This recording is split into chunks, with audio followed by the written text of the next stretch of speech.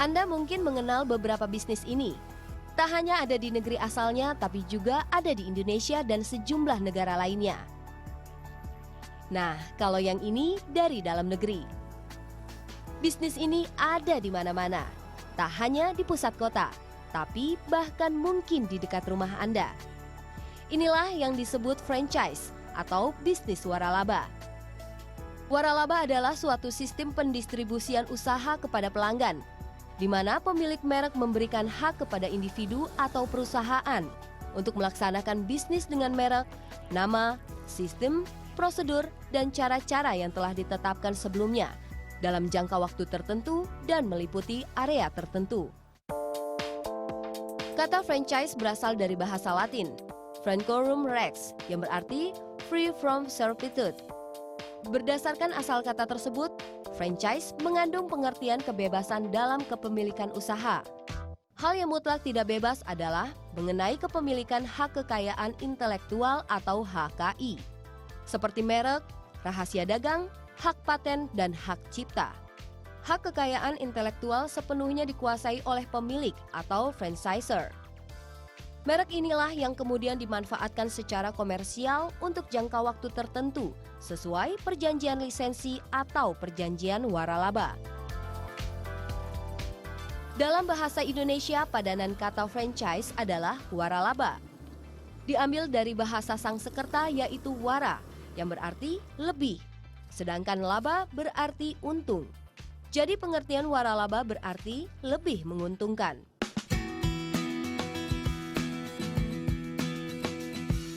Waralaba diperkenalkan pertama kali di Amerika Serikat pada tahun 1850-an oleh Isaac Singer. Saat itu, ia ingin meningkatkan distribusi penjualan mesin jahitnya. Meski kurang berhasil, caranya ini diikuti oleh pewaralaba lain yang lebih sukses. Seperti John S. Pemberton, yang sukses mewaralabakan Coca-Cola. Hingga McDonald's, yang menjadi bisnis waralaba makanan terbesar. Sistem waralaba mulai masuk ke Indonesia tahun 1951 dengan keberadaan lisensi kendaraan bermotor. Bisnis waralaba di Indonesia kemudian semakin berkembang dengan masuknya sejumlah resto waralaba Amerika tahun 1970-an. Pelopor bisnis waralaba Indonesia sendiri adalah Pertamina dan Nyonya Menir. Sedangkan di bidang makanan adalah Es Teler 77. Pemberi waralaba atau pihak yang memiliki hak untuk meminjamkan merek dagang, lisensi, dan sistem bisnisnya disebut franchisor. Sedangkan pihak yang meminjamnya secara komersial dalam jangka waktu tertentu disebut franchisee. Contohnya Iman Saputra. Ia tak betah menjadi pekerja dan ikut berbisnis waralaba sejak 2 tahun lalu. Usaha pria asal Depok ini sukses dan berkembang. Ya lumayan sih, misalnya bisa menambah lagi gerobak gitu kan, nambah jadi ada 3 gitu. Tadinya awalnya 1 jadi 2 nambah gitu. Rencana sih untuk bertambah lagi gitu kan. Bisnis waralaba yang ia nilai praktis ini nyatanya dapat membawa penghasilan sekitar 5 juta rupiah per bulannya. Bisnis waralaba juga menyerap tenaga kerja yang tidak sedikit. Tahun 2010 tercatat 1,2 juta orang bekerja di bisnis ini. Reki Noviansah misalnya, hampir setahun ia terlibat dalam bisnis waralaba di kawasan Kemang. Ya soalnya ini gampang Kak, nggak terlalu ribet juga. Lagi juga kan ini, sistemnya sistem gaji. Jadi kita nggak ditarget harus laku segini, harus laku sekian. Jadi gampang-gampang aja kalau kayak gini. Bisnis waralaba lokal booming sejak tahun 2004. Saat ini ada ribuan bisnis waralaba di Indonesia. Perkembangan bisnis waralaba tentu bisa ikut andil dalam meningkatkan perekonomian Indonesia. Anggi Juniarti, Laga Pualam, melaporkan untuk NET. Yes, saat ini kami sudah bersama dengan Hendy Setiono sebagai founder bisnis usaha waralaba Babarafi dan juga pengamat ekonomi Pak Budianto untuk berbincang mengenai peluang usaha waralaba di Indonesia. Selamat pagi teman-teman. Selamat pagi Pak Budi. Ini saya terkagum-kagum loh sama Mas Hendy ini. Ya? Usianya sama saya. Gitu ya. 30 tahun sudah punya 10 franchise Babarafi. Udah gitu dengan beberapa bisnis makanan yang lain. Ya. bisnis 10 tahun bisa, aduh saya tuh sudah Surabaya nih kalau metu kabeh Surabayaan wis. ya, Pak. Sebut dong, Hen. Selain orang mungkin lebih mengenalnya adalah di kebab Babarafi. Turki Babarafinya. Iya. Tapi ada franchise apa lagi nih, Ya, Hen? sebenarnya kalau di Babarafi Enterprise, induk perusahaan kami itu menaungi beberapa merek kuliner. Iya. Selain kebab Turki Babarafi, ayam bakar Mas Mono, bebek garang, Iya. Piramiza, dan lain-lain. Yang total ada sekitar 10 merek kuliner yang kita kelola. Ada 10 merek. Dan juga Babarafi ini nggak cuma di Indonesia saja kan, sudah sampai Ya. luar negeri. Ya, alhamdulillah kita jalan di 4 negara. Indonesia sebagai pertama kita memulai dengan 1000 outletnya, kemudian di Malaysia, Filipina, dan insya Allah Belanda, dan yang sekarang sedang kita mulai di sana. Oke. Wow, sampai 1000 outlet. Iya. Mohon ceritakan Mas Hendy, bagaimana Anda dulu itu bisa membuat Babarafi? Ya, jadi nggak sengaja sih sebenarnya, Mbak. Di Surabaya saya kuliah di ITS, umur 19 tahun, ya terbatas tentu kemampuan bisnis, modal, sehingga saya mulai dengan satu outlet berbentuk booth jualan kebab. Yang inspirasinya adalah pada saat saya jalan-jalan ke negara Qatar. Jadi orang tua saya kebetulan bekerja di sana, saya mengunjungi beliau di sana, melihat banyak sekali yang jualan kebab, akhirnya terinspirasi buat jualan kebab di Surabaya.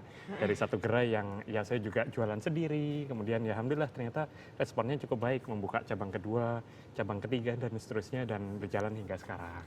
Apa sih yang menurut Hendy kok bisa sampai sukses? Padahal makanan ini bukan makanan khas Indonesia loh. Ya, Ya kan? Apa sih yang membedakan si kebab Turkinya Hendy ini? ya, saya pikir ya semua berproses ya, yang kebetulan kita yang pelopor yang memperkenalkan makanan kebab di Indonesia, sehingga pada saat 10 tahun bawa makanan kebab di sini, banyak yang belum tahu apa itu kebab, dipikir martabak gitu, banyak Iya. yang datang pesannya martabak gitu. Iya, iya. Tapi kemudian setelah kita edukasi ya pelan-pelan konsumen menyukai dan datang lagi ngajak teman dan saudaranya, sehingga ya karena mindset orang kita juga kalau ke Timur Tengah umroh atau haji makan kebab, Iya. sehingga kesini begitu mau cari lagi ya mampirnya ke Babarafi. Oh gitu. Terus ketika Anda membangun bisnis franchise begitu kan, apa sih hal-hal yang menjadi apa ya pakem-pakem bisnis franchise itu harus punya ini, Ya. ini. Ya, Silakan. tentu secara umum ya, kemudian setelah kita berjalan beberapa tahun, pada tahun ketiga kita mulai menfranchise-kan bisnis kebab Turki Babarafi.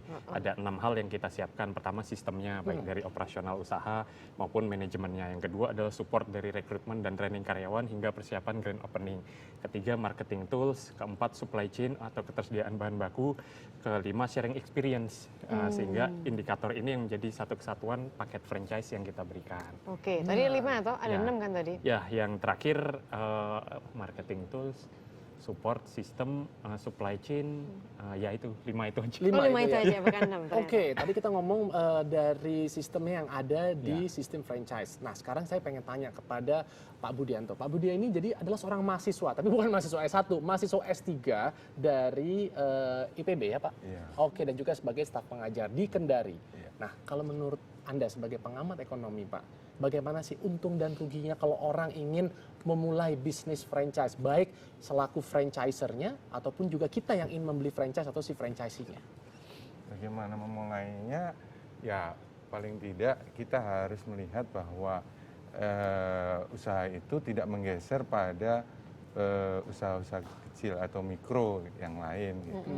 Itu memulainya, tips untuk memulainya. Itu untuk sosialnya, Ya. tapi maksudnya kita selaku pebisnis. Ya Apa kan? bedanya gitu, Nah. Pak? Bedanya antara bisnis waralaba dengan bisnis biasa itu. Ada untung ruginya tuh apa? Ya, kalau bisnis waralaba kan di sini untuk mendapatkan lisensi gitu ya, untuk mendapatkan trademark, agar dengan trademark tersebut diperoleh keuntungan yang di atas normal. Oh, ya.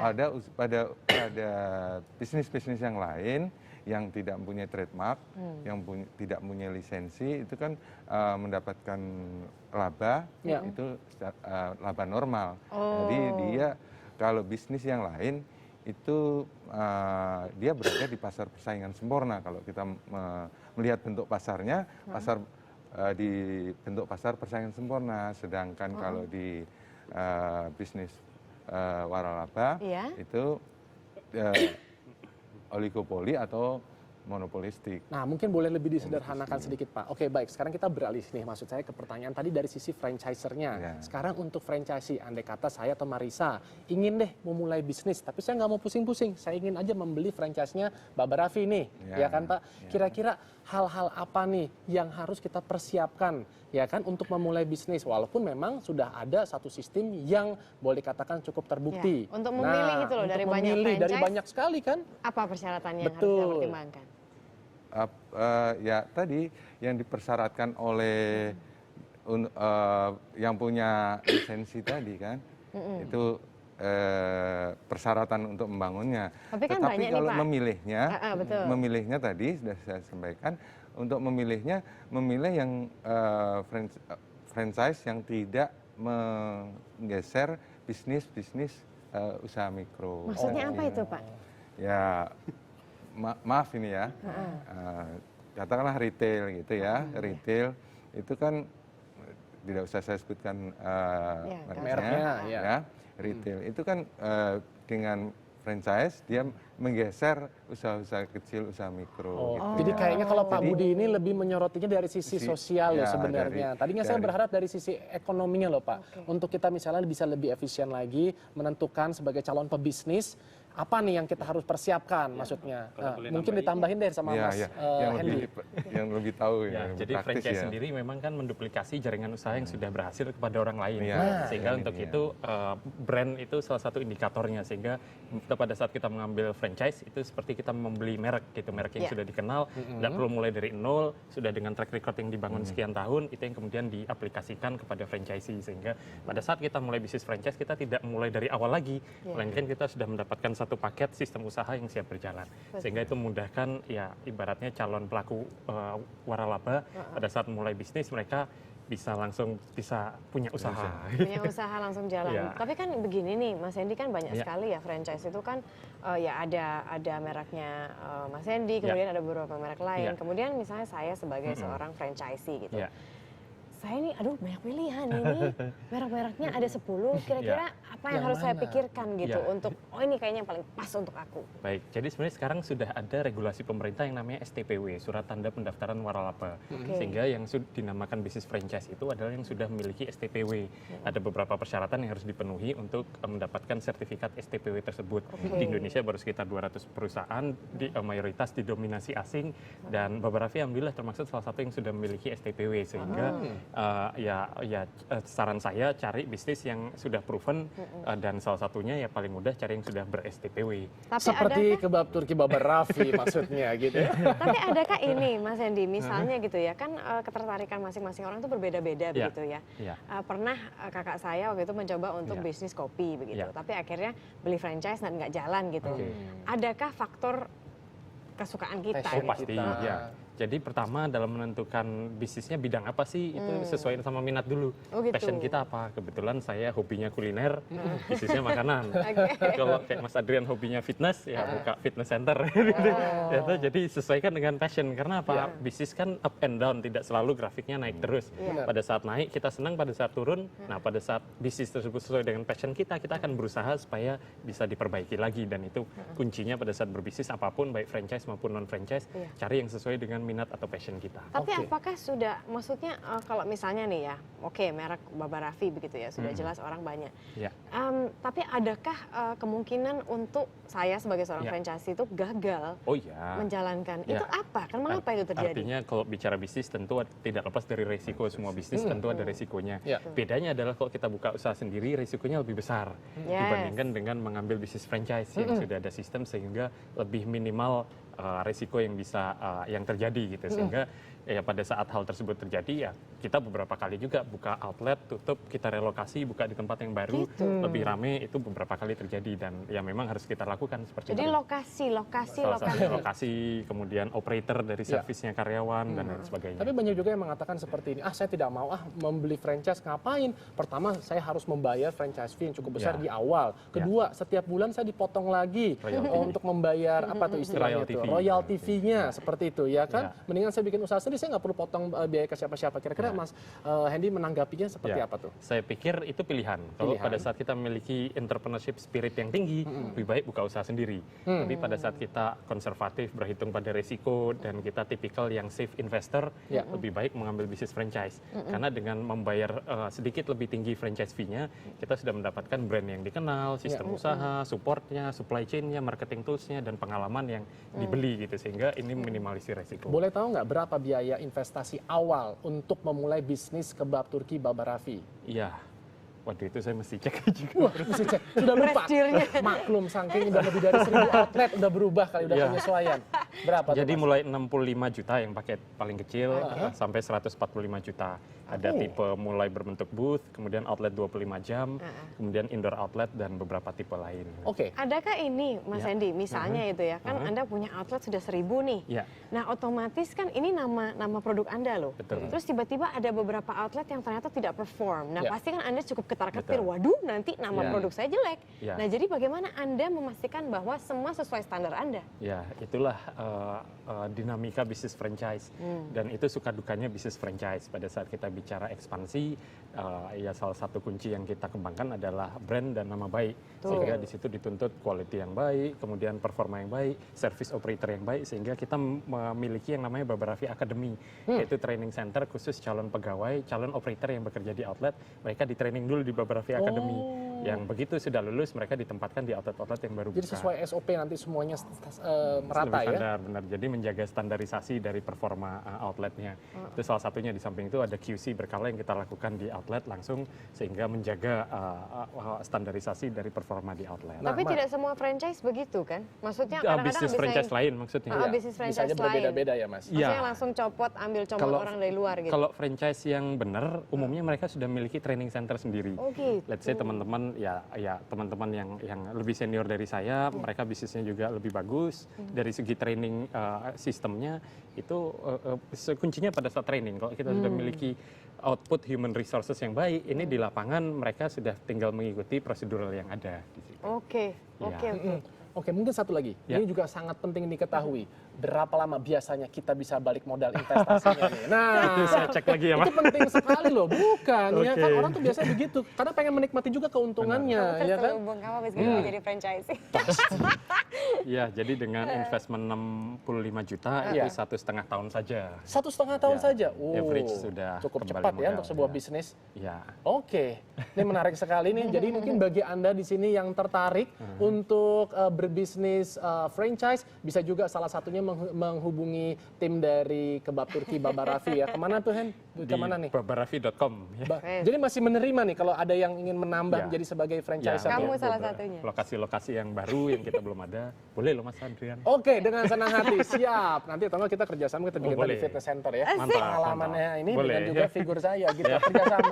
Ya kan? Deal Tapi bisnis tentunya lah tidak ya. lengkap kalau tidak ada wanita kan. Yang atletis seperti ini. Business partner jadi kita? Oke, Chill. luar biasa. Pak Budi, terima kasih juga atas tadi masukan-masukan di awalnya.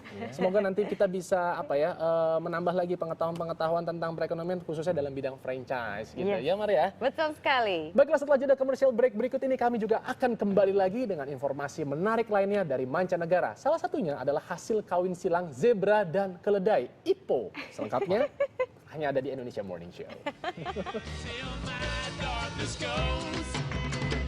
I see a line of cars and they are painted black.